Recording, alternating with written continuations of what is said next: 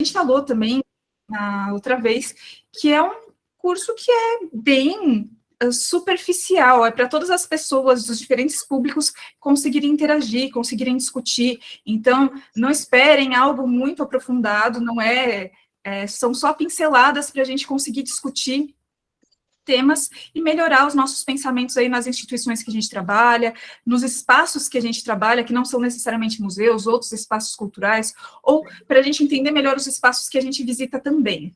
De toda forma, eu estou muito feliz com a presença de todo mundo aqui. Espero que, ao final, a gente consiga discutir bastante. Esse comecinho aqui vai ser mais eu falando mesmo, mas depois a gente vai conseguir ter uma troca melhor, e sempre vai ser assim.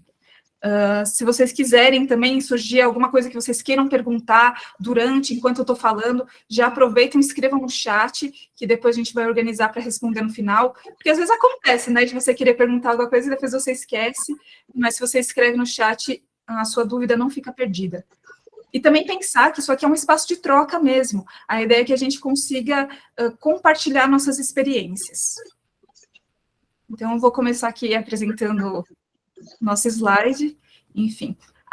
Está escrito ali no nosso card, mas nós somos do Museu do Folclore de São José dos Campos, do CCP, né, que é o Centro de Estudos da Cultura Popular, e a gente espera que vocês gostem bastante, como todo mundo já fez bastante propaganda de São José, se vocês não forem de São José, tenham a oportunidade de visitar o museu e conhecer um pouco mais do nosso trabalho presencial também. E a Mônica aproveitou aqui para falar, se vocês quiserem agendar uma visita na cidade, aproveitem e marquem também. Eu vou aqui, então, compartilhar, vocês me dizem se está dando certo, tá?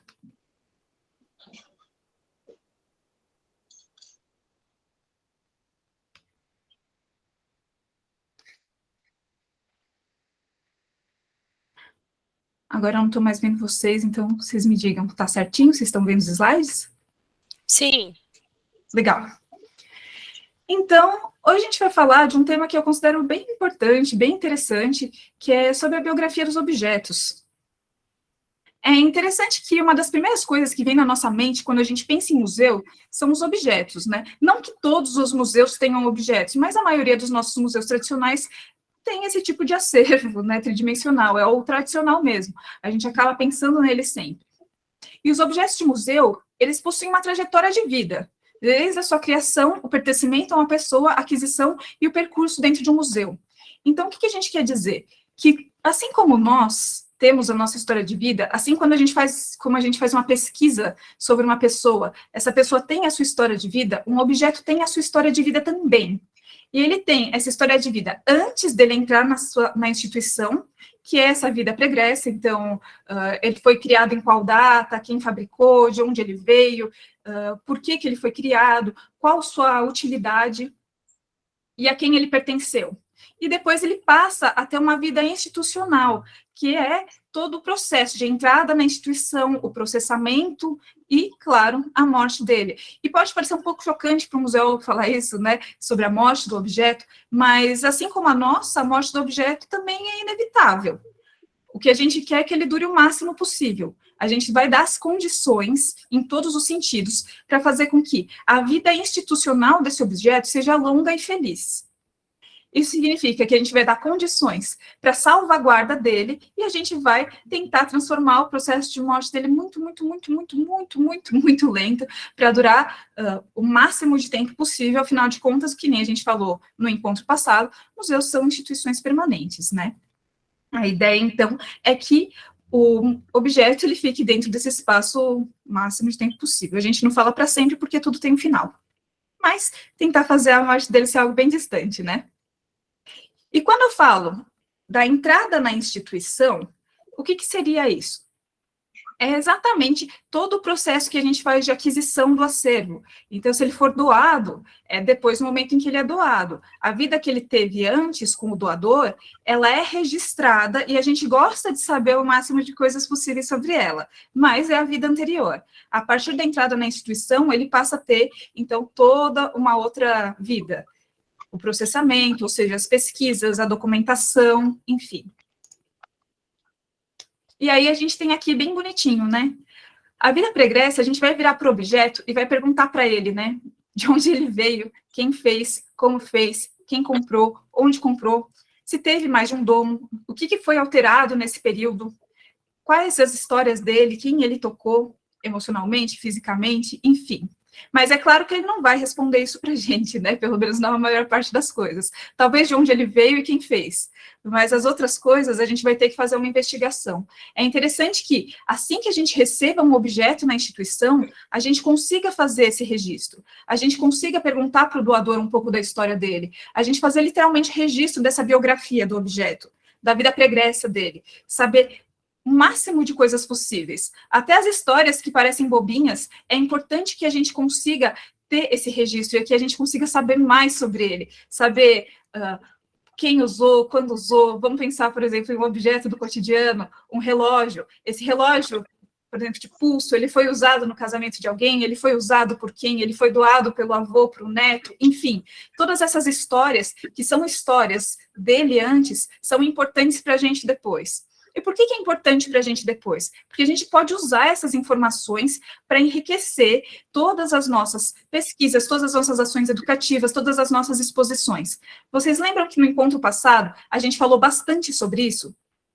Sobre como uma coisa está ligada à outra, como a gente não consegue fazer uma boa exposição se a gente não tiver uma boa pesquisa, como a gente não consegue fazer uma boa pesquisa se a gente não tiver uma boa salvaguarda, e assim por diante, que todos esses espaços e essas áreas dos museus, elas estão interligadas, a salvaguarda, a comunicação e a extroversão, a salvaguarda, a comunicação e a pesquisa, tudo isso está bem interligado, que a gente precisa ter tudo isso muito bem feito.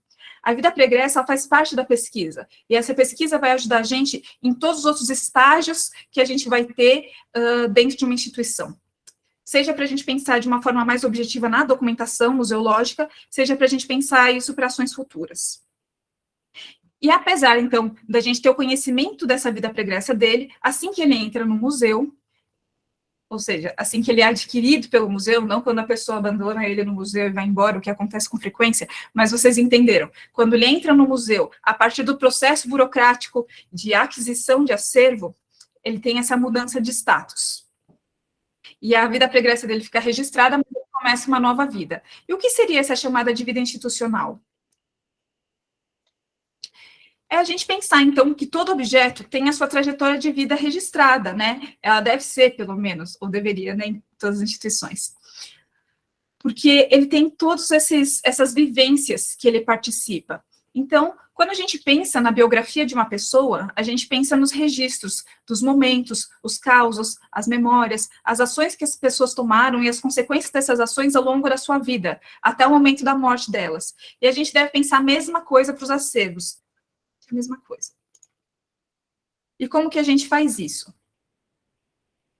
Bom, a gente deve registrar os passos de vida de um acervo, quando ele é adquirido, quando ele participa das exposições, de quais exposições ele participou, quando ele participou de ações educativas, se essas ações educativas, se essas exposições, elas foram dentro da instituição, elas foram em outros espaços, quais pesquisas ele subsidiou. Então, quando alguém entra no nosso museu e pesquisa o nosso acervo, é fundamental que a gente receba de volta essas pesquisas como forma de alimentar toda a história de vida do nosso objeto. E essas pesquisas que ele subsidiou pode ajudar a gente depois a montar uma exposição, a montar uma ação educativa, que ele consiga participar também. Ou que outro objeto da nossa instituição consiga participar também e conversar nesse sentido. Por que é importante que a gente registre as exposições que ele participou? Porque a gente sabe, os objetos, eles acabam tendo essa característica representativa deles diferente, já vou falar um pouquinho mais sobre isso. E, muitas vezes, alguns objetos vão várias vezes para a exposição e alguns objetos não vão para a exposição quase nunca. Então, alguns objetos estão lá fechados na reserva técnica e o mesmo objeto já saiu 10, 15, 20 vezes para exposições temporárias, né? Então, é interessante que a gente tenha esse registro para a gente conseguir também fazer essa troca de acervos de forma mais constante, aproveitando as nossas peças, pensando em outras exposições que não foram feitas, em outras ações educativas que não foram feitas, que consiga explorar o nosso acervo de uma forma mais integral. É interessante também a gente registrar se ele sofreu alguma intervenção e qual, ou seja, ele sofreu algum restauro, ele quebrou, né? Ele foi higienizado, é importante a gente registrar o seu estado de conservação, enfim, quanto mais informações a gente tiver desse objeto, mais completa fica a sua biografia. E é claro, esse é um trabalho que não tem fim. Os trabalhos que a gente faz de documentação do acervo, eles são eternos, ou quase eternos, né? Que nem eu falei, o objeto morre um dia, quando ele morrer, a gente vai registrar sua morte e não vai registrar mais a sua vida. Mas, mesmo assim, a gente precisa fazer com que ele viva o máximo possível e, durante o seu período de vida, ele vai ter que ser registrado. Se você não está fazendo isso, comece a fazer, você vai ver como isso é importante, o quanto isso é interessante, o quanto de informações a gente consegue ter a partir disso. Eu sei, na teoria é muito fácil falar, quando a gente entra em um museu e o acervo está lá há 60, 70 anos e a gente não tem nem o nome do doador, começa a ficar um pouco difícil a gente fazer essa recuperação dessas informações, a gente fazer uma pesquisa, mas sempre é possível, ou quase sempre. Teve um museu que eu trabalhei que aconteceu uma coisa bem interessante. A gente tinha uma documentação completamente maluca, acho que eram 5 modelos de livro-tombo que a gente teve no decorrer do tempo, que mudava a gestão, mudava o livro, mudava a gestão, mudava o livro, e a última a gente não tinha muitas informações. Mas se você pegasse o primeiro livro-tombo, você tinha pelo menos o nome de quem escreveu, né? Quem foi a pessoa que fez aquele livro-tombo, quem fez o registro da doação. E essa pessoa estava viva. Então, a gente conseguiu conversar com essa pessoa e tentar, de alguma forma, recuperar informações através da história oral. Vocês sabem, a história oral ela precisa ser, né, complementada, ou pelo menos deveria ser complementada com algum documento material, mas, mesmo quando ela não é, ela acaba trazendo para a gente algumas dicas, algumas pistas sobre a história de vida do objeto, e foi um trabalho bem interessante também. Então, não devemos desistir da história desses objetos, elas podem ser encontradas de alguma forma, e mesmo que elas não sejam, pelo menos as coisas mais físicas dele, de onde ele veio, às vezes a gente consegue encontrar alguma marca, alguma inscrição, alguma coisa que indica para a gente, que é a pesquisa do objeto mais óbvia, né, mais tangível. E aí, isso faz a gente pensar, né, sobre esse acervo de uma forma bastante objetiva. Ter o registro dessa trajetória de si, de vida do objeto, por si só, faz desse acervo um acervo vivo? Não, não faz, mas ajuda muito. E o que eu quero dizer com isso? Bom, a gente estava comentando no encontro passado também que os objetos no museu, eles têm uma característica diferente do objeto utilitário, né? O objeto utilitário, ele serve para aquilo que ele foi feito. Então, se a gente tem um relógio, ele serve para ver as horas. Se a gente tem uma caneta, ele serve para escrever, enfim, algo nesse sentido. Quando a gente recebe esse objeto dentro de uma instituição, faz a aquisição, ele passa por todo um processamento, a gente faz a pesquisa, a gente faz o registro, a gente começa a documentação dele, e eventualmente a gente leva para a exposição. Eu estou falando do caminho que deveria ser feito, não o caminho que é feito, tá? Mas vocês pensem no ideal. Ele passa a significar muito mais do que isso. Então, se a gente tem uma caneta dentro de um museu e a gente leva ela para uma exposição, essa caneta não serve mais necessariamente para escrever, afinal de contas, a gente não costuma escrever com acervo. Ela vai ter uma representação simbólica, ela pode servir para várias coisas. O mesmo objeto pode contar diferentes histórias. Uma caneta, ela pode contar a história da escrita, ela pode contar a história da imprensa com a mudança de materiais que foi utilizado para isso, então antes era manuscrito, depois nós temos as tipografias. A gente pode utilizá-la como um elemento representativo dentro de uma história maior. Ela pode servir para contar uma história, ela é um apoio para a gente. O objeto, ele serve para isso. Ele é um portador de significado e ele pode significar diferentes coisas, dependendo daquilo que a gente usa para contar essa história. Parece um pouco complexo, mas a gente pode fazer um paralelo com um texto e palavras. Uma mesma palavra, ela pode ter diferentes significados dependendo do contexto, quando a gente escreve um texto. A mesma coisa é um objeto, ele pode ter diferentes significados dependendo da forma que a gente escreve uma exposição. Faz sentido isso? E a gente só consegue fazer isso quando esse objeto, ele muda o seu status, né, que a gente tinha colocado aqui, e ele deixa o seu status de objeto utilitário e passa a ser um objeto institucional. E por que eu falei isso? Para a gente voltar a essa pergunta aqui, né? O que seria, então, um acervo vivo? já que a gente pensar no objeto como portador de significado não faz com que ele seja vivo por si só, e a gente pensar que a história pregressa dele não faça com que ele seja um objeto vivo por si só. Então, o que faz com que ele seja? O que é a vida do objeto dentro de uma instituição? A vida material é valorizada através dos processos de salvaguarda, como conservação preventiva, curativa e restauro. Por que eu estou falando isso? Porque a gente quer que o objeto viva o máximo possível. A vida material dele é a forma com que vai fazer com que ele dure, né? A gente vai falar mais sobre conservação em outros encontros, mas a gente saber que um objeto está lá fisicamente e que ele vai poder durar o máximo possível, a gente está valorizando a vida material dele, respeitando a forma com que ele é acondicionado, espaço da reserva técnica ou dentro das vitrines, tomar cuidado com a iluminação, tomar cuidado com a umidade, tomar cuidado com os agentes biológicos, né? Tomar cuidado com os agentes químicos, enfim, fazer essa conservação preventiva, curativa e até mesmo restauro, em último caso, fazer com que a matéria dele viva o máximo possível. Mas esse objeto, ele está bem acondicionado, guardado dentro de uma reserva técnica, para ficar com a sua vida material o mais prolongada possível, é o suficiente para se ter um objeto vivo dentro da instituição? Pensa nessas perguntas que eu estou fazendo com uma provocaçãozinha, porque a gente sabe que muitas vezes é o que acontece. Isso quando a gente consegue salvaguardar a vida material dele, né? Porque a gente sabe que muitas vezes os objetos nas reservas técnicas não estão na melhor situação possível. Mas supondo que esteja. Se a gente pensa em um objeto, a melhor forma da gente fazer com que a vida dele seja prolongada, deixar ele fechado hermeticamente de uma forma que ninguém mexa nunca mais. Isso vai fazer com que ele fique ali perfeito por muitos e muitos e muitos anos, se ele não tiver contato com ninguém e com nada. Mas um objeto assim, dentro da reserva técnica, ele está vivo? Então, um acervo vivo, ele é um acervo dinâmico. Ele interage, ele conversa, ele extrapola as fronteiras dos espaços.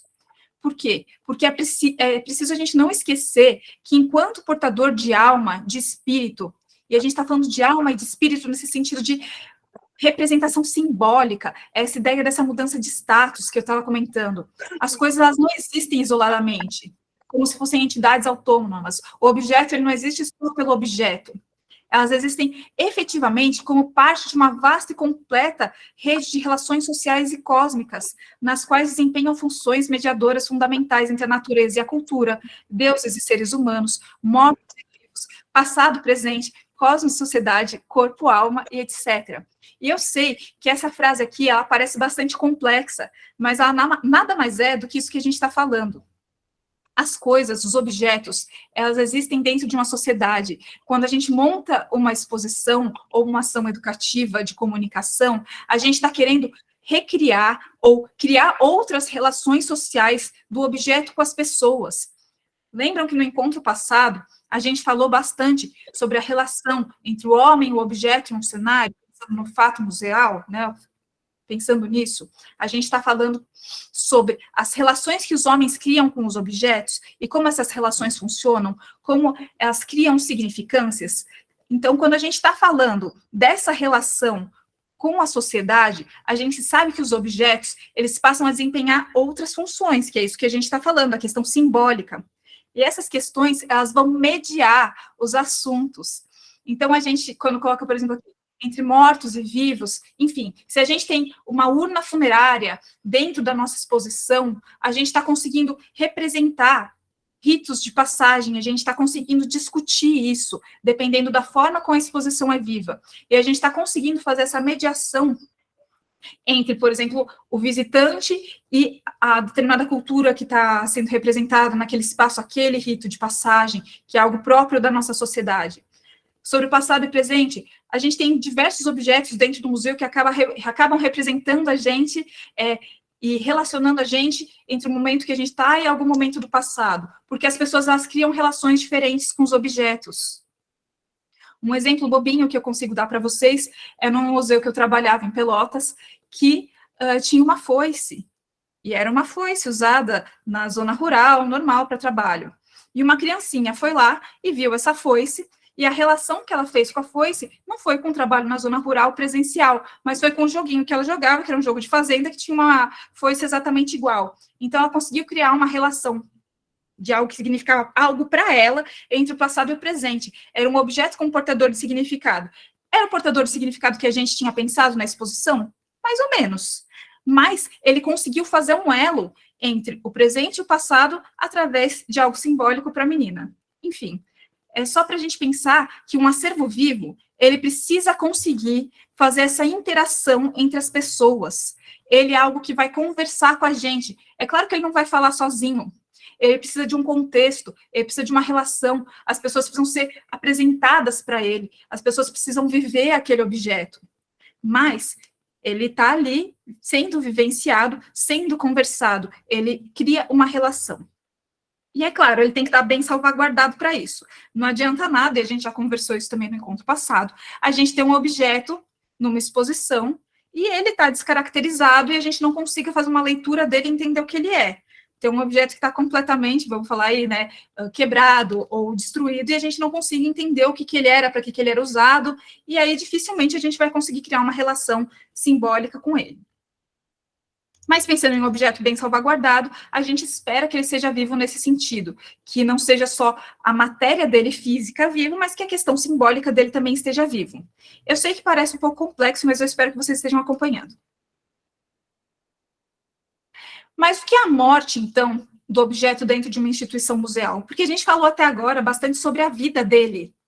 A gente está pensando que um objeto, então, para ele estar vivo, a gente precisa pensar em duas atmosferas dele aí, né? A gente precisa pensar na questão dele física e a gente precisa pensar na questão simbólica. E como acontece a morte do objeto? A morte também vai acontecer nessas formas. Pode ser a morte física ou pode ser a morte espiritual dele. Então, a gente tem aí, ó, a morte, ela ecoa na amnésia social, no vazio dos sentidos, é o congelamento cultural, que pode se dar através da deterioração, morte, da invisibilidade na matéria e a ausência como elementos mediadores da memória coletiva. Então, foi exatamente isso aí que o professor Diego disse, que a gente tem a ideia de que quando um objeto, ele não consegue ser pensado, ele não consegue ser representado de forma alguma, que as pessoas não conseguem chegar a ele, ele é esvaziado de sentidos. Então, a gente não consegue que esse objeto seja representativo de nada. É algo muito distante, ou é algo muito desconhecido, ou é algo que não faz uma relação com o que a gente vive agora. Isso também pode ser auxiliado pelas exposições. As exposições mal feitas ajudam a gente a deixar o objeto ecoar nessa amnésia social. Então, se a gente tem um monte de objetos empilhados dentro de uma vitrine, que não tem contexto nenhum, e que não tem nenhuma identificação do que seja, que não tem pesquisa nenhuma sobre ele que chegue ao público, a gente não vai conseguir se relacionar com o objeto. E é claro, também pode ser através da deterioração, né? Ou seja, da invisibilidade da materialidade, que essa questão da falta de salvaguarda pode trazer para a gente. E também pode estar na ausência dos elementos mediadores da memória coletiva. Por quê? Porque é isso. Se a gente tem um objeto que está esvaziado de sentido, ele não consegue ter aquela relação social que a gente conseguiu falar aqui, né? Ele não vai realizar uma função mediadora. Ele não vai estabelecer uma rede social complexa. Ele vai ser só um objeto desconhecido dentro de uma vitrine. Ou seja, os objetos, eles podem morrer de diversas formas. Quais são as mortes indesejadas? E por que eu coloquei aqui mortes indesejadas, né? Porque vocês lembram lá no começo que eu comentei, é a biografia. As coisas nascem, elas crescem, elas se desenvolvem, elas vivem, elas existem, e em algum momento elas morrem. Então, a nossa morte desejada é que o objeto dure o máximo possível, de forma mais feliz possível, interagindo o máximo possível, e daqui a muitos e muitos e muitos e muitos e muitos anos, quando nenhum de nós estiver aqui, nem nossos filhos, nem nossos netos, nem nossos bisnetos, e assim por diante, esse objeto um dia vai deixar de existir. Mas vai ser uma morte pacífica, que nem a gente deseja para todos nós, né? Enfim.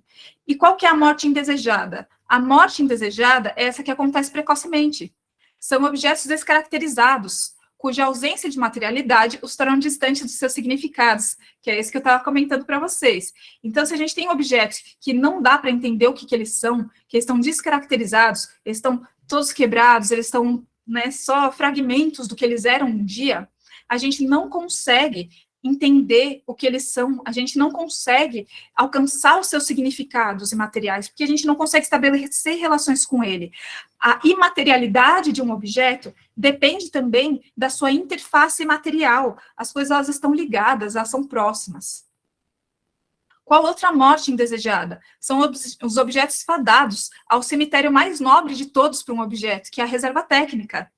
Eles estão lá, guardados, protegidos até, às vezes nem tanto, mas vamos supor que sim, que nunca são extrovertidos, eles não vão conseguir dialogar, eles não são levados para as exposições, eles não são usados para pesquisa, eles não são usados para ações educativas, eles não são usados para nada, eles não estabelecem relação com ninguém, eles não estabelecem diálogo nenhum, eles ficam lá guardados, adormecidos, mortos.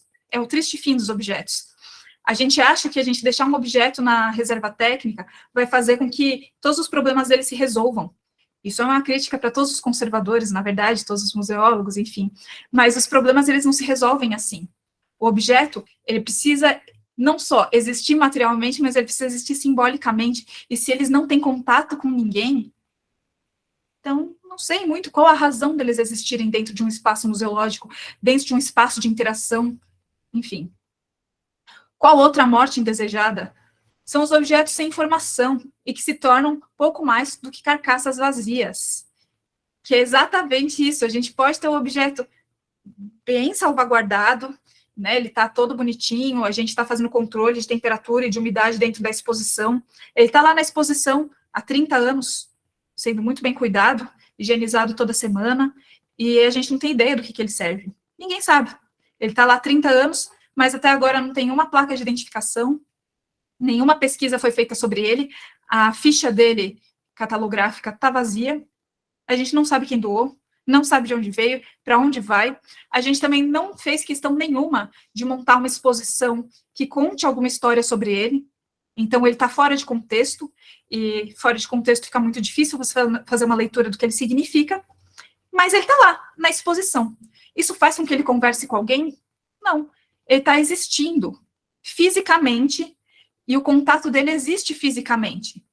Mas ele é uma carcaça vazia, porque ele está sem alma, ele está sem essa troca de significados, ele está sem conseguir ser representado, conversado, interagido, ele não faz nenhum diálogo, ele não estabelece relação nenhuma. Qual outra forma de morte indesejada? É o objeto preso em uma exposição que nunca se altera. Apesar de todas as alterações da sociedade, e assim suas representações estão tão distantes da realidade, que por vezes ele fica congelado e engessado. Então, é um outro caso. A gente tem esse objeto bem salvaguardado, bonitinho, dentro de uma exposição. Ele está com uma placa de identificação, por exemplo, foi feita até uma pesquisa sobre ele, mas essa mesma exposição está lá há anos e anos e anos e anos e anos e anos e anos e anos, e apesar de todas as mudanças da sociedade, nada mudou para ele. Para ele, a sociedade continua a mesma coisa, ele continua existindo pela mesma razão. Só que ele não conseguiu acompanhar, então ele não consegue conversar com as pessoas. Ele está parado no tempo, coitado. É como uma pessoa que vive fora do seu próprio tempo. A gente encontra pessoas assim, às vezes, né? Que elas começam a falar coisas que podiam fazer muito sentido há muito tempo atrás, mas que agora elas não fazem mais. E essa situação triste de não conseguir conversar com as pessoas, porque o que ele fala não é entendido, porque não existe mais nesse momento. Então, é importante que quando a gente pense em exposições, que essas exposições elas não sejam eternas. Quando a gente pensa em exposição de longa duração, a gente não pensa em exposição que é para sempre. A gente pensa em uma exposição que ela vai mudar quando ela estiver esgotada, quando ela não estiver mais alcançando as pessoas, quando as pessoas não tiverem mais conseguido dialogar com ela. Pelo menos deveria ser assim, né? E é isso. Por mais que a morte faça parte de qualquer biografia, a gente quer que a morte do acervo seja tranquila e pacífica, que ele cumpra sua função por o maior número de tempo possível. E é claro que depois de toda essa conversa, e falar tanto de objeto, e da vida material, e da morte, e como funciona para a gente fazer essa mudança de status, para ele não ser só uma carcaça vazia, para ele não ser só o imaterial também, que pode acontecer, porque afinal de contas ele não existe mais fisicamente, praticamente, a gente acaba pensando em outros espaços, né, em outros tipos de museus, em museus virtuais, por exemplo, museus que não têm objetos, como que funciona? Não é isso? E aí fica para vocês pensarem também como funciona as relações quando a gente não tem objetos dentro de um museu. A gente vai ter outras relações, a gente vai ter outras situações que a gente vai fazer o estabelecimento entre a sociedade, as pessoas e o imaterial, muitas vezes. A gente não está necessariamente com essa interface com um objeto tangível, mas às vezes a gente tem a representação de alguma outra coisa. A gente pode ter a representação de uma fotografia, a gente pode ter a representação de uma imagem, a gente pode ter a representação de um áudio, a gente pode ter outras representações que acabam também vivendo no simbólico, né, que acabam conseguindo transmitir para a gente várias informações e que a gente consegue vivenciar de várias outras formas. Mas a ideia nesse encontro foi a gente pensar em objeto, porque ele acaba sendo muito importante, né, para o nosso dia a dia nas instituições, e querendo ou não, a gente tem a maior ainda com a maior parte dos museus ainda com a interação com objetos. Então, a ideia era mais ou menos essa. Agora a gente pode conversar um pouco mais sobre isso. Nossa, hoje eu falei bastante. Já peço desculpa aí para vocês, que eu me estendi, mas eu me empolguei, porque eu acho que é um assunto muito legal. E é isso. Pode falar, Luciana. Oi, Mari, bom dia de novo, bom dia a todos. Mari, eu quero colocar duas coisas que você falou que eu achei incríveis. Primeiro, a leitura da criança com relação à foice, e o quanto cada visitante de um museu, de uma exposição, tem uma visão peculiar, própria dele, devido à sua criação, ao seu modo de vida e etc., né? Achei sensacional. Isso é um fato museal, né, Mari, que a gente tanto aprende. Fato museal, resumidamente, a relação do acervo com o seu visitante, com o seu público, né? Agora, uma coisa que eu fiquei muito na dúvida que você falou é o seguinte, até anotei aqui. Objeto há muito tempo numa exposição que não muda. E as exposições permanentes? Vou dar um exemplo do nosso Museu do Folclore, que eu sou apaixonada. A gente tem a exposição permanente naquela primeira sala. Vou dar o exemplo de um objeto bem peculiar, que muita gente nunca viu, eu já vi, porque eu já tenho 48 anos, aquela caixa de engraxate, né? Aquilo não pode sair dali, no meu ponto de vista, na minha humilde opinião, porque a gente que conhece, para nós uma nostalgia boa, e para quem nunca viu, vai entender como que eram engraxados os sapatos, que existia a profissão de engraxate. Eu não entendi, você falou de objetos há muito tempo, numa exposição que não mudam, mas não é o caso de realmente não mudar? Eu acho que a exposição ela precisa ser alterada de acordo com as mudanças na sociedade para você conseguir alcançar melhor as pessoas. Eu acho o Museu do Folclore, eu sou um pouco suspeita, né? Eu trabalho lá, mas a exposição de lá é uma exposição extremamente moderna e inovadora. Eu acho que ainda vai demorar bastante para ela ser exaurida. Ela trabalha os temas de uma forma que eu acho muito bacana. Todo mundo sabe que eu considero a exposição do Museu do Folclore muito bem feita mesmo. Ela consegue. Inclusive, quem não visitou o Museu do Folclore São José dos Campos, por favor, visite. Vocês vão gostar e vocês vão entender bem o que eu estou falando. Ela tem poucos objetos de acervo. Os objetos lá são muitas vezes representativos, pensando na criação de cenários. Eu acho que nessa situação é mais fácil a gente estabelecer a relação com o visitante, que era o que eu tinha comentado. Se você tem um texto que você escreve, você consegue entender a palavra pelo contexto do texto, mesmo que essa palavra tenha diversos significados. Um objeto é a mesma coisa. A caixa de engraxate no Museu do Folclore, ela está fazendo uma representação diferente ali. Ela não é só a caixa do engraxate, ela está falando sobre as tecnologias, ela está falando sobre o trabalho, ela está falando sobre várias questões do nosso dia a dia que são muito presentes. Mas não é a mesma situação, por exemplo, se essa mesma caixa de engraxate ela ficasse dentro de uma vitrine de madeira, sem informação nenhuma e sem contexto nenhum, junto com centenas de outros objetos, tudo empilhado. A gente ia ter uma leitura muito diferente da exposição e um entendimento muito diferente do que aquele objeto. Provavelmente a reação que a gente ia ter quando a gente olhasse aquele objeto ia ser: ah, nossa, uma caixa de engraxate. No máximo, se a gente soubesse o que é.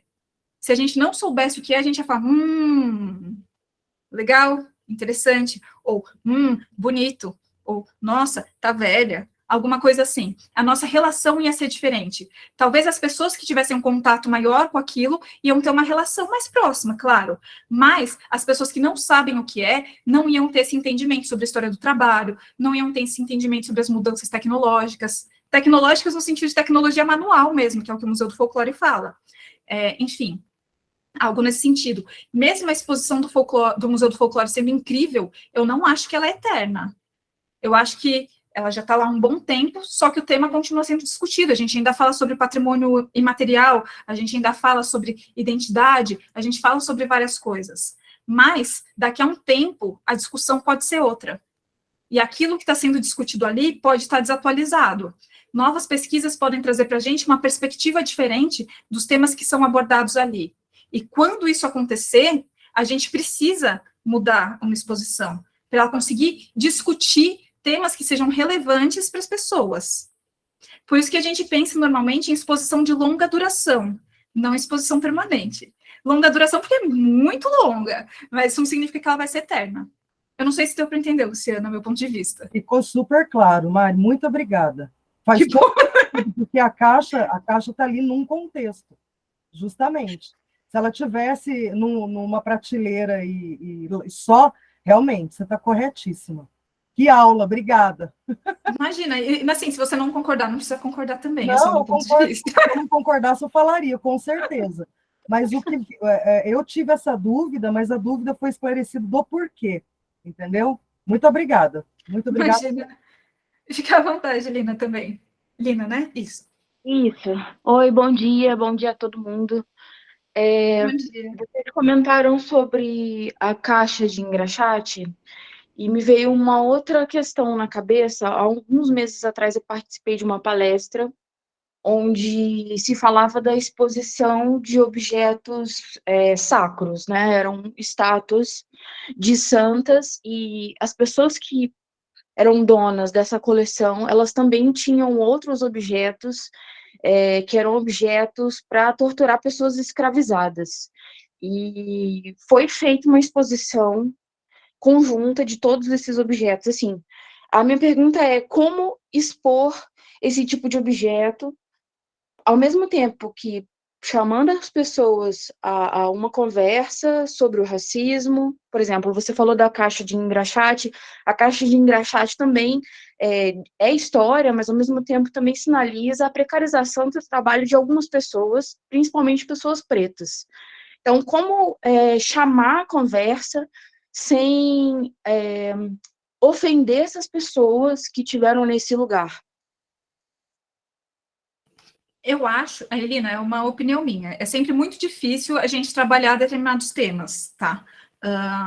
Principalmente temas que são sensíveis a determinados grupos. Isso acontece, por exemplo, se a gente pensar em urnas funerárias, a gente tem também, várias questões pensando em ritos de passagem que muitas vezes são utilizados como questões de curiosidade nos museus, e não é o ideal, afinal de contas, aquilo é parte da cultura de um povo, acaba, de repente, sendo a exposição de ossadas, essas coisas que é um pouco desagradável, sem ter o respeito com as comunidades.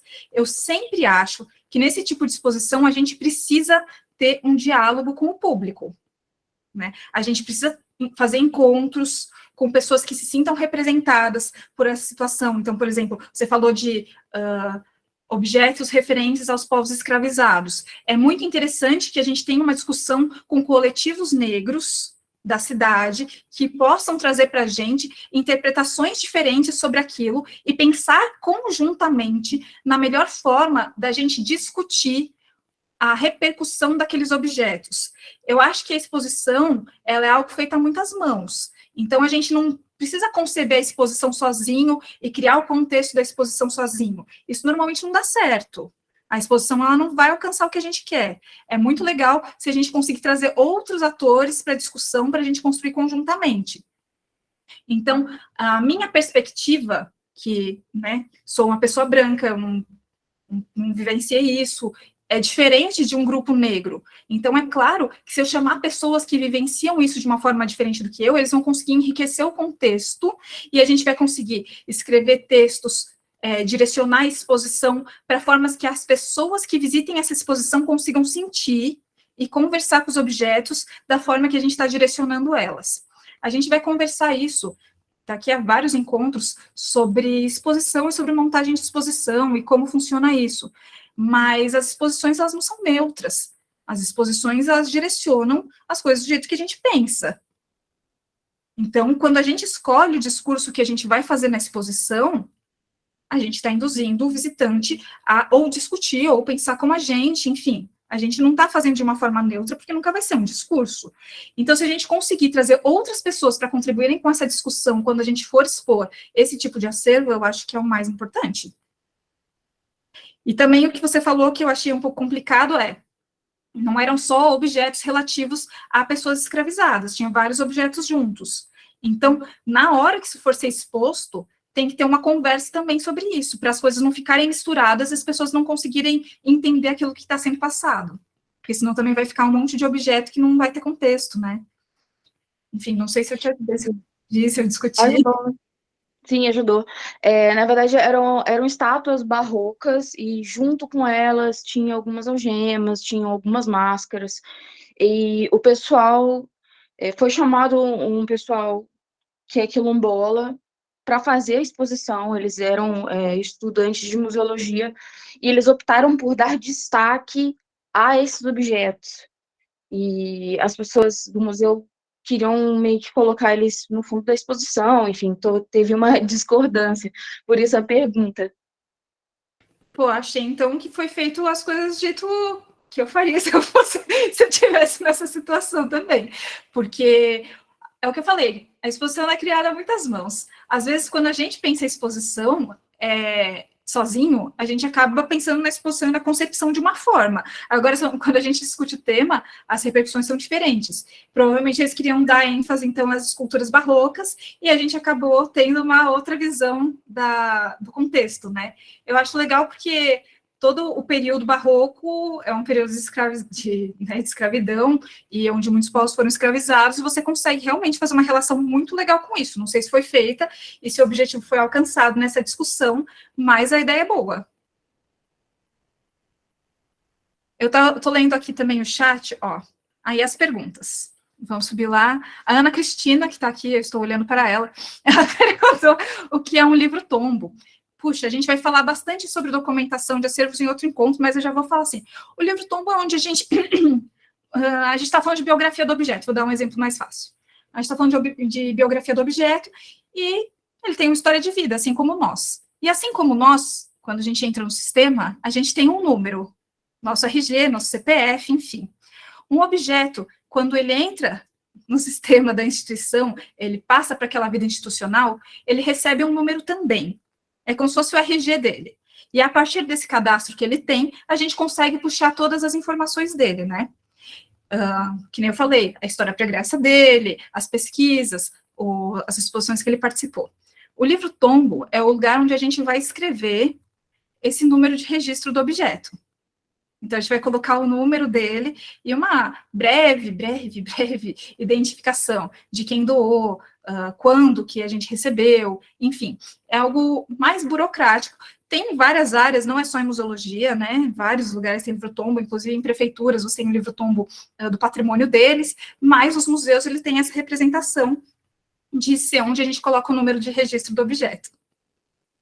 Ainda é muito utilizado, ele pode ser virtual ou físico, normalmente é os dois, porque a gente precisa de segurança para essas informações, né, para a gente não perder nunca. Não sei se o exemplo foi fácil, mas espero ter ajudado. Depois a gente vai conversar mais sobre isso depois. Deixa eu ver o que mais, peraí.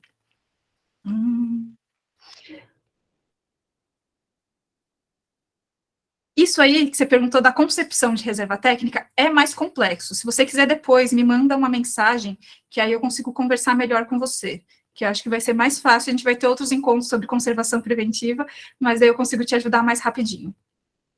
Quando o objeto é abstrato, como saber se atingiu o papel e sua função? Você pensa, por exemplo, em um objeto de arte abstrata?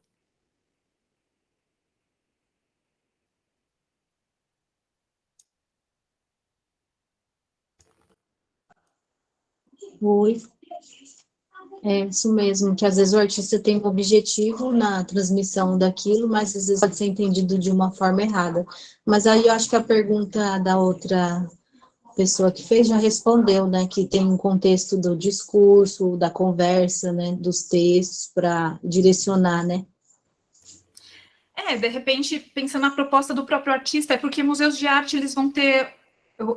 essa conversa foi muito pensando em museus de história, museus de antropologia, museus, né, que trabalhem o objeto de uma forma tradicional. Se a gente pensa em museus de artes, é um pouquinho diferente mesmo, mas também vai depender do contexto, da proposta do artista, do que ele pensou para esse espaço. Normalmente, a curadoria já vai tentar unir objetos, obras de arte, que tenham mais ou menos o mesmo contexto e a mesma proposta para fazer com que o visitante entenda aquilo que ele está vendo, mesmo que seja de artistas diferentes, e mesmo que sejam várias obras abstratas.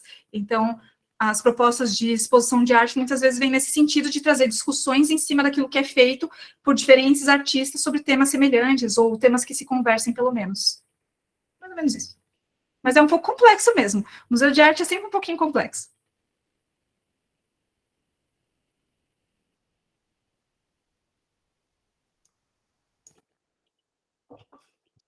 Fiquem à vontade, gente, não sejam tímidos, podem perguntar e conversar. Pode falar, Luciana. Sobre a pergunta da Lina, Lina, Lina e todos, né? Eu acho que um bom exemplo de uma exposição referente à arte sacra e a objetos de tortura, vamos dizer assim, é a Fazenda Loanda, em Bananal. Se vocês tiverem interesse, dá uma olhadinha na página deles, que vale muito a pena. São ambientes assim temáticos, aonde foram colocados os objetos, explicando por si só a sua função, né, no passado. Tem uma capela, tem a representação de uma senzala, tudo no mesmo casarão antigo da época do café. Vale muito a pena a visita, virtual, principalmente presencial. Desculpa, Luciana, qual é o nome da fazenda? Fazenda Loanda, Lina, fica em Bananal. Loanda. Eu vou escrever aqui no chat, tá bom?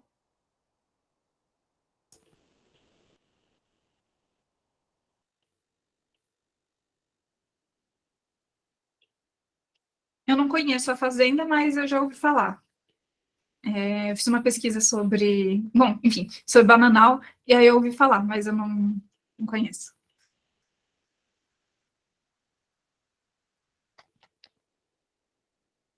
Olá, Cibele, pode falar, fica à vontade. Oi, bom dia. Não me apresentei, eu acho, mas eu sou aqui de Porto Alegre, eu trabalho no Espaço Memória do Hospital Moinhos de Vento. E estava pensando ali, quando mais um relato, assim, né, de coisas que a gente experienciou aqui, de trabalhos que a gente vem desenvolvendo, sobre a questão do objeto e dele ter um significado, né. A gente recebe muita doação de acervos dos próprios funcionários do hospital, é um hospital bem antigo, já tem quase 100 anos. Então, por exemplo, a gente recebeu uma doação, né, nos chamaram, a gente tem uma calculadora aqui, né, que a gente quer doar. E a gente vai com aquela ideia de uma calculadorazinha, né, alguma coisa assim. A gente chegando lá, era uma calculadora desse tamanho, e ela tinha um nome, ela era a máquina do Isidoro. E aí eles contaram, não, essa é a máquina do Isidoro, porque e o Isidoro ainda trabalha na instituição, tá há muitos anos, né? E ele trouxe toda a experiência dele, de que aquela máquina foi a parceira dele por, né, quase toda a vida profissional dele, e que ele tinha muito carinho, e ele ia até botar fora, e a chefe que guardou, porque era a máquina do Isidoro, né? Então, quando a gente recebeu esse acervo, a gente fez questão de colocar, né, a máquina do Isidoro. Então, a gente registrou essa calculadora com esse significado, então foi algo até bem engraçado, a gente brinca até com ele, isso ele pergunta como que tá a máquina do Isidoro, né, a gente deixa ela, ainda não foi para uma exposição, mas a gente recebeu ela há pouco tempo também, mas em breve a gente pensa em trabalhar ela. E um outro exemplo que tu falou ali sobre a morte do acervo que fica na reserva técnica e fica esquecido ali por muito tempo, né? Então, o Espaço Memória, ele já existe há muito mais tempo do que eu estou, né, trabalhando nele, e ele tinha um acervo que estava morto praticamente, e que era um acervo muito rico, que era um livro de receitas, né, porque esse hospital aqui, ele foi comandado por irmãs, né, muito tempo atrás, e tinham as irmãs que trabalhavam aqui, e tinha uma irmã que cuidava da cozinha, e ela escreveu um livro de receitas à mão, que era o livro que ela utilizava na cozinha. E o livro tem vários conhecimentos culinários dela, não só as receitas, mas ela deixava conhecimentos dela, escrito à mão, engordurado, né? Aqui é um hospital de imigração alemã, então tinham receitas em alemão, receitas em português, enfim, aquela coisa. Um acervo lindíssimo. E ele estava aqui há muitos anos, né, guardado, morto aqui nessa reserva, e a gente fez um trabalho de resgate com ele, a gente relançou o livro de receitas da Schwester, né, da irmã, e relançou as principais receitas tradicionais aqui da instituição, trouxe um pouco da cultura Fizeram culinária. a receita? Fizemos, a gente tem um chefe de cozinha, a gente fez 12 receitas, fotografamos as receitas, e no dia do lançamento do livro, a gente serviu a receita da Schwester para os pacientes do hospital. Então, foi muito legal, assim, e elas escreviam um cartãozinho à mão de boa noite para os pacientes, com uma mensagem de conforto, né, porque as pessoas estão aqui, enfim, passando por alguma dificuldade, e essas irmãs, algumas estão vivas ainda, a gente foi atrás delas, a gente fez um trabalho com elas, elas escreveram novos cartõezinhos, então a gente serviu esse jantar com os cartõezinhos, foi muito especial, assim, então a gente fez uma vitrine com o resultado do trabalho, então esse livro hoje ele está exposto, a gente até vendeu esses exemplares para reverter para instituições sociais, mas enfim, foi um trabalho muito lindo, e pessoas que trabalharam com essa irmã, a irmã já é falecida, né?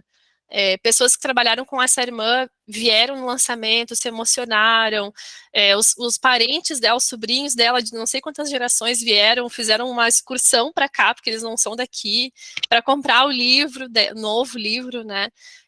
Então foi algo assim muito, muito sentimental, assim, foi algo que deu um significado muito legal, tanto para os pacientes que não conheciam a Schwester, mas, né, que queriam. Aí até alguns pacientes que não podiam comer por ter alguma dieta restritiva, insistiram, falaram, não, mas eu quero a janta da Schwester, eu quero ganhar o prato. E aí o pessoal da nutrição adaptou para essas pessoas poderem comer também. Então foi algo muito especial, assim, foi um trabalho muito emocionante, e era um acervo que estava morto por muitos anos, ele estava aqui, se ninguém sabia que ele existia, e a gente trouxe ele à tona, e ele ainda repercute, assim, já faz um ano que a gente lançou, e as pessoas ainda compram, ainda querem, ainda buscam, ainda perguntam, então foi uma forma que a gente encontrou de ressignificar esse acervo e de trazer esse acervo para interagir com as pessoas. E foi muito especial. Nossa, achei incrível os dois relatos, né? O primeiro é exatamente, você falando da vida pregressa do objeto, que era a calculadora, que você conseguiu trazer essa história, e espero que vocês usem essa história para alguma ação, algo nesse sentido. E a mesma coisa com o livro, você está falando das duas coisas, ele não está mais, vocês conseguiram ressuscitar ele, tanto a integridade material quanto a integridade simbólica, fazer uma ação com ele, e manter a parte toda simbólica dele aí viva de um jeito muito bonitinho. Eu gostei bastante de saber dessas ações que vocês têm feito aí em Porto Alegre. Quem sabe onde eu visite? Por favor, venha nos visitar. A gente está aqui, a gente tem um espaço de memória, né, que também, como você falou ali, tem uma documentação meio maluca, então a gente está organizando ele, mas a gente está fazendo um esforço aí para que a instituição faça um museu, e a gente está conseguindo respostas positivas. Então, em breve, quem sabe a gente tem um novo museu aí em Porto Alegre. Mas é bem como tu falou, assim, é um acervo maluco que a gente está, né, tentando ressignificar ele, entender de onde ele veio e fazer esses trabalhos aí com o material. Muito legal. Obrigada pelo relato, foi super legal mesmo, deu vários exemplos para tudo que a gente conversou hoje, gostei muito. Antes de eu falar com a Luciana, eu vou ler aqui o que a Cristina escreveu, que ela disse sobre a forma de expor objetos com simbolizações sensíveis. Temos tido manifestações de incômodos por parte do público por conta de símbolos que remetem ao nazismo ou nacionalismo alemão, pois o clube é de origem alemã. Recebemos pedidos para não expor essas peças. Então, é o que eu falei. Quando a gente trabalha essas temáticas que são mais sensíveis, é realmente muito complicado. Eu, normalmente, e aí é uma opinião minha, eu não sou a favor de necessariamente tirar isso da exposição. Eu acho que a gente pode tentar discutir esses temas de alguma forma, com uma crítica social mesmo. Então, se você tem objetos que remetem ao nazismo, é legal que o contexto em que ele esteja fale o que é o nazismo, o que foi o nazismo, quantas pessoas sofreram nessa situação, o que foi o Holocausto. É legal que a gente consiga conscientizar através do nosso acervo e discutir através do nosso acervo. Não expor isso dentro de uma vitrine que talvez seja, né, tipo, jogado, algo assim que talvez acabe deixando as pessoas mais incomodadas, porque elas não sabem se aquilo ali está representando de uma forma positiva ou se aquilo está, de alguma forma, saudando ou de alguma forma homenageando o período. Então, é muito interessante se você conseguir deixar isso claro na sua exposição e que essas peças fiquem claramente mostrando que não tem nada a ver com isso, né? Enfim, mas é uma visão minha, não necessariamente todas as pessoas vão concordar. Agora, acho que a primeira pessoa que tinha levantado a mão foi a Luciana. Gente, desculpa, estou falando demais, mas a fala da Cibele me provocou de uma maneira muito tocante. Quem é aqui de São José dos Campos conhece ou já ouviu falar do Clube de Campo Luso Brasileiro, que tem um casarão maravilhoso, que é o culpado da minha paixão por patrimônio e história e etc. Quando a Cibele falou, viu, Cibele, de um acervo riquíssimo, esquecido, na hora me veio o casarão do Luso com tudo que tem dentro.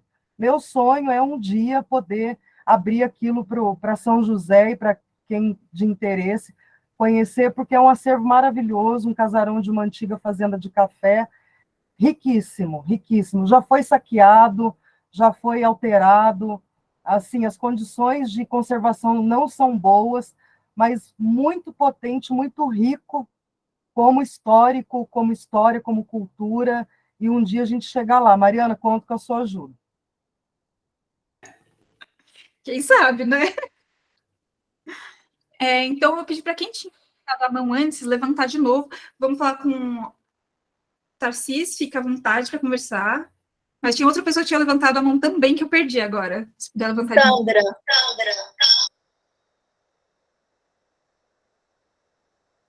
Você está com o microfone desligado, Tarcísio. Eu pedi para você ligar. Sempre acontece. Olá, boa tarde. Eu sou museóloga, me formei no Rio de Janeiro, fiz alguns estágios pelo Rio e agora estou morando em Alagoas. E eu me interessei pela temática de ser o Museu do Folclore, porque lá no Rio a gente tem um Museu do Folclore bem conhecido, e o acervo de lá é mais o acervo do Nordeste, né? Então, eu estou aqui no Nordeste conhecendo o acervo que para lá é muito diferente. Eu estou vendo aqui os artistas, então eu queria saber depois um pouquinho mais como lidar com esse acervo, que quando ele desloca de lugar, o deslocamento de território tem significados diferentes. Aqui no Nordeste, o acervo os artistas são vivos, né? E têm as suas famílias, tem um significado totalmente diferente quando você está lá no Rio de Janeiro e você não tem a experiência de ver aquelas profissões que estão sendo simbolizadas naquele acervo, né? As paisagens também retratadas não são as mesmas, não são as referências. Então, eu gostaria, por vocês trabalharem com o Museu do Folclore, eu queria saber um pouquinho mais sobre isso. E também gostaria de fazer um apontamento que eu gostei bastante dessa explicação, que na museologia, né, a gente fala muito, né, dessa questão do museu, da exposição permanente, que não existe mais, né, esse termo. A gente fala exposição de longa duração, porque tem que ser revisto com frequência. Alguns museus têm que ser revistos com um curto tempo, né? Museus de ciência e tecnologia, com as pesquisas. Então, tem que ser revistas mais rápido, talvez um museu, né, de sociedade, que a sociedade demora um pouco mais, né? Eu gostei bastante dessas explicações. Obrigada. Obrigada pela participação. Então, eu concordo, começando do final, né? Eu concordo que tem vários museus que realmente a gente mudar a exposição não tem a mesma frequência para todos os tipos de museus. Tem museus que vão ter que realmente essa mudança mais premente do que outros. Se a gente pensa, por exemplo, em museus de ciências, tecnologia, até mesmo museus de história natural, a gente acaba tendo uma mudança muito grande. Eu sei que parece que museus de história natural não, mas, puxa, a gente aprende tanta coisa tão rápido, tem tanta pesquisa em tão pouco tempo sobre biologia, enfim, às vezes a pessoa descobre ossos novos numa tartaruga e na exposição não está mais lá, né, isso, enfim. Pensando em coisas bobinhas, mas que precisam ser alteradas com maior frequência do que o que você falou. A sociedade é bem mais lenta. Cara, eu vou falar que eu adorei o que você comentou sobre a diferença entre um objeto quando está dentro da sua região e quando ele está fora da sua região. Porque a proximidade que você tem com o objeto na sua região, né, dentro da sua região, é diferente. O que você disse sobre o objeto do Nordeste, no Rio de Janeiro, ele vai ser visto mais como uma coisa de curiosidade e aprendizado, é mais algo até antropológico do que qualquer outra coisa. E quando ele está na região dele, ele é algo cotidiano. Então, as pessoas elas vão se relacionar com esse objeto de uma forma totalmente diferente. No Museu do Folclore aqui de São José dos Campos, o nosso acervo ele é, em maioria, regional.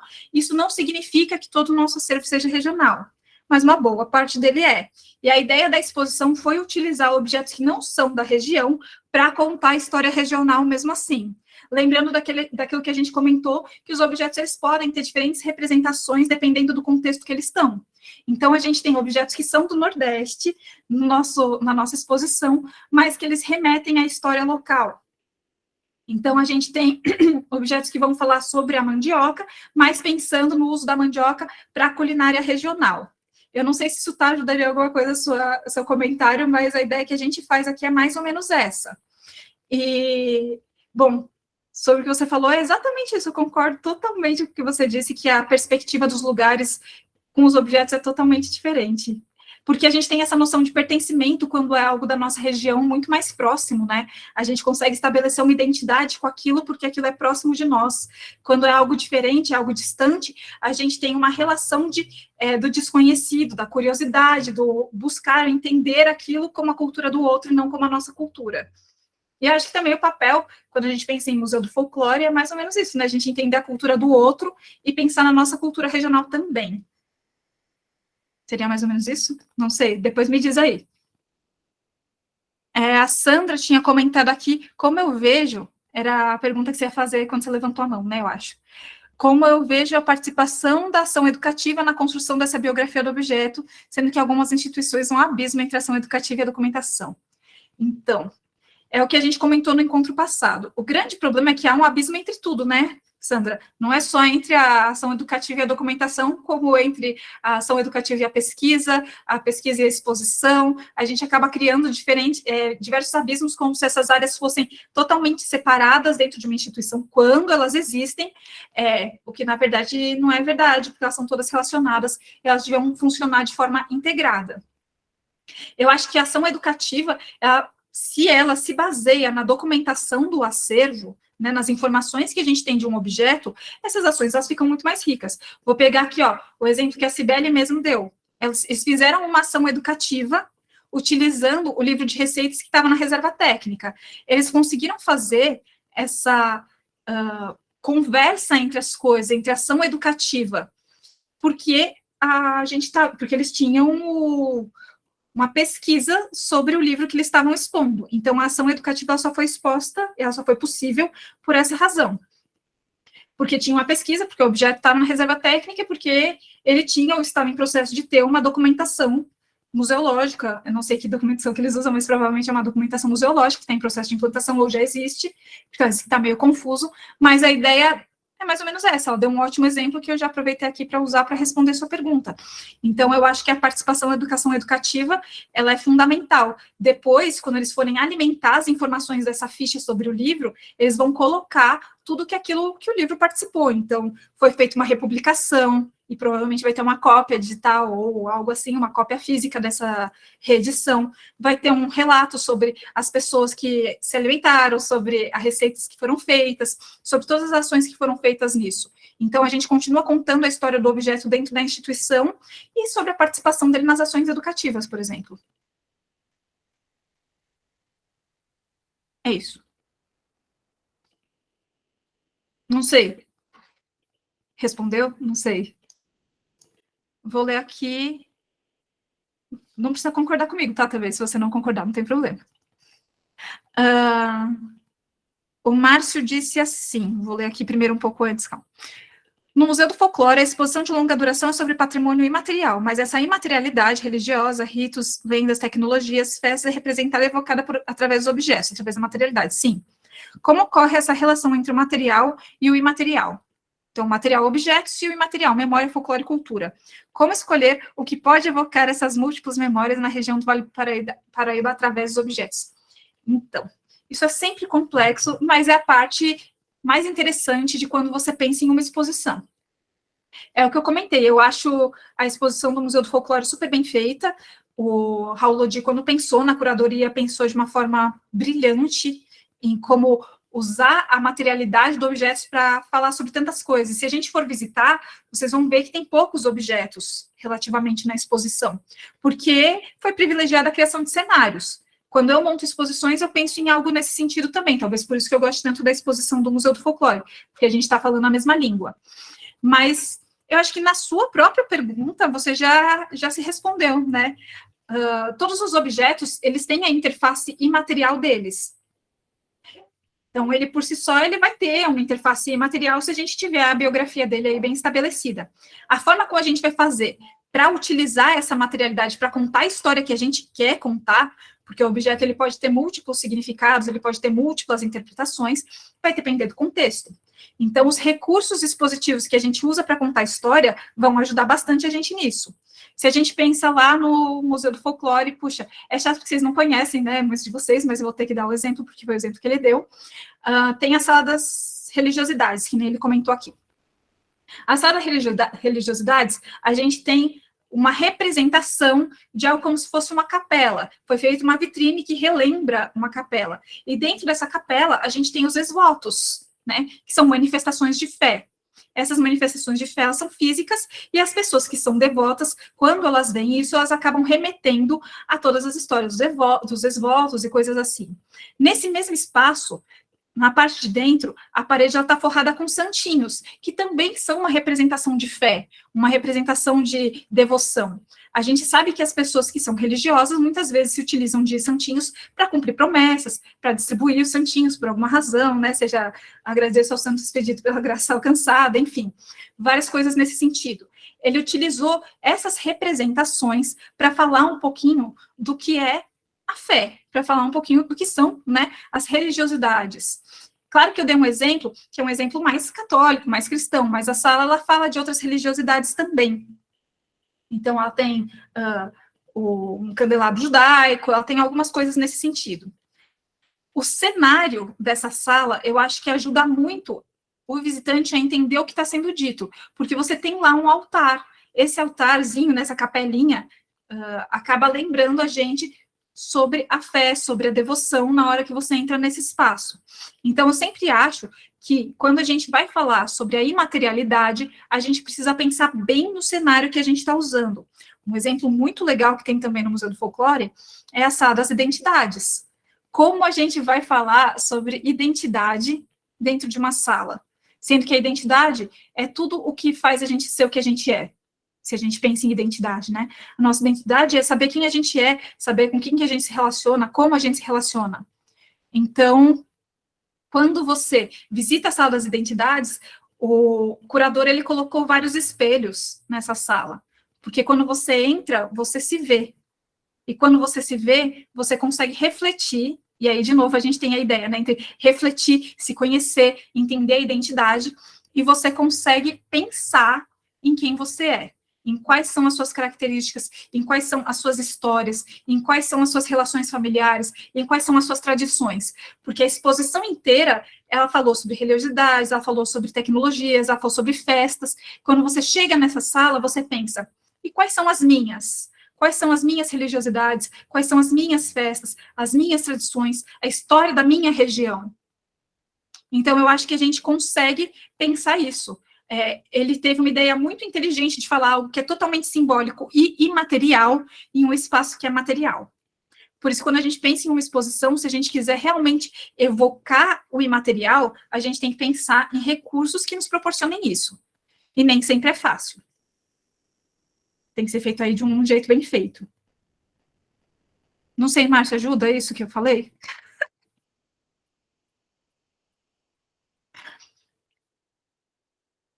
Ó, daqui a pouco a gente vai ter que terminar. Eu me empolgo um pouco, as minhas respostas são meio longas. Mas, de qualquer jeito, se alguém mais quiser falar alguma coisa, a gente ainda tem um tempinho. Vou deixar aqui também o meu e-mail.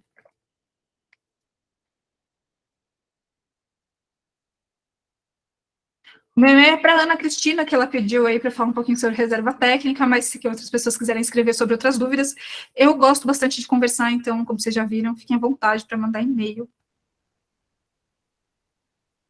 para a gente ter trocas aí interessantes.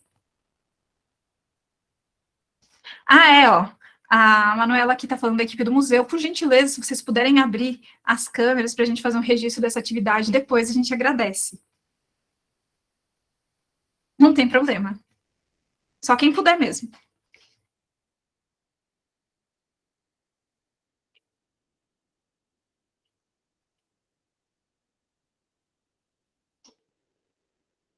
Ó, Manu, acho que agora a pessoa abriu as câmeras e dá para você fazer o registro.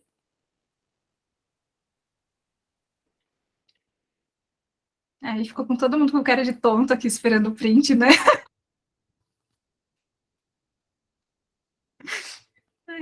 Espero que já tenha ido. O Mário tem que falar 1, 2, 3 e já. Tá.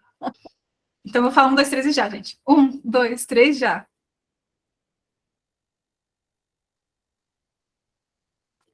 Espero que tenha ido. Obrigada por terem aberto, então, as câmeras. Olha, gente, então é isso. No próximo encontro, a gente vai conversar de novo. Espero que vocês voltem. Gostei bastante de conhecê-los. Foi bastante divertida essa troca. A gente vai ter outros temas em outros momentos também. E várias das coisas que vocês foram perguntando aí, a gente vai discutir também mais aprofundadamente em outros momentos. Então, é isso. Lembrando que para quem pediu e quem precisar o certificado, tem que estar inscrito no Simpla. E quem não recebeu o certificado, por gentileza, entre em contato com a gente. Eu coloquei aqui no chat os nossos contatos. O nosso e-mail é contato@museudofolclore.org e tem também o nosso WhatsApp, que é o 12 997376157. Pode enviar mensagem para quem não recebeu o certificado para esses contatos, e a gente envia o certificado. O certificado ele vai pela plataforma Simpla, onde todo mundo se inscreveu, e para quem participou, 70% do encontro, né? Porque tem aqui o contador de tempo e a gente verifica esse processo. O próximo encontro vai ser, que dia mesmo, Mari? Dia 28 também. Dia 28 de março. Precisa de uma nova inscrição, que até a Sandra acho que perguntou, precisa de uma nova inscrição para que a gente possa emitir os novos certificados e todos os outros próximos encontros também. Mas vocês que se inscreveram agora e que tiveram contato com a gente vão receber o convite para o próximo e aí, assim, automaticamente já se inscreve para o próximo. Obrigada pela participação. Hoje a gente teve um recorde de participação, 51 pessoas muito participativas, que ficaram do começo até o final. Agradecemos em nome do Museu do Folclore, lembrando que o Museu do Folclore é um projeto que tem a gestão pelo CSCP, Centro de Estudos da Cultura Popular, e é um projeto da Fundação Cultural Cassiano Ricardo, da Prefeitura de São José dos Campos. Obrigada. Então é isso, gente. Até a próxima. Perguntaram quantos encontros serão. Bom, a ideia é que vocês não tenham um fim definido, né? Mas a gente tem pelo menos até setembro marcado. Então, até logo. A gente se fala. Se vocês forem tímidos, eu deixei meu e-mail. Fiquem à vontade para escrever.